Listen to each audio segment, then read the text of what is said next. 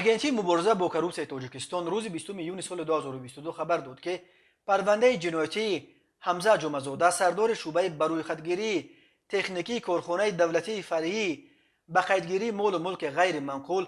дар ноҳияи бобоҷон ғафуров сипас дар шаҳри конибодомро баъди анҷоми тафтиши пешакӣ ва таздиқи фикри айбдоркунӣ барои баррасӣ ба додгоҳ супоридааст.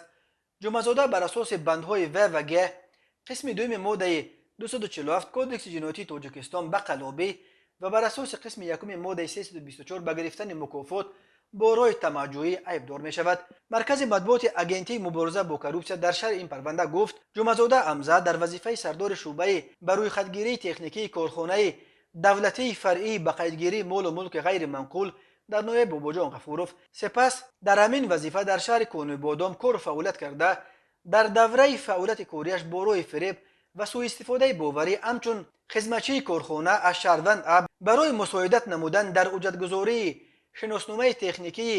манзили истиқоматӣ ва гирифтани қарори эътироф намудани соҳибмулки манзили истиқоматияш дар маҷмӯъ маблағи 7000 сомонӣ ҳамчун мукофот бо роҳи тамаҷҷӯҳӣ талаб карда онро ба эҳтиёҷаш сарф намуда ба манфиати охирин ягон амалро иҷро накардааст. муассисаҳои корхонаи давлатии фаръӣ ба қайдгирии молу мулки ғайриманқул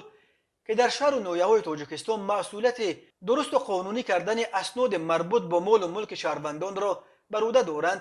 аз ҷумлаи фасодзадатарин идораҳо дониста мешаванд. ҳар сол чандин кормандони МБТИ бо ҷурми гирифтани пора ё ба таъбири ҳуқуқӣ мукофот аз корафтодагон дастгир мешаванд, вале дар аксари мавридҳо онҳоро бо пардохти ягон ҷарима аз ҷавобгарӣ халос мекунанд ва баъзан ҳатто ба ҷои кори пештараи худ бармегарданд.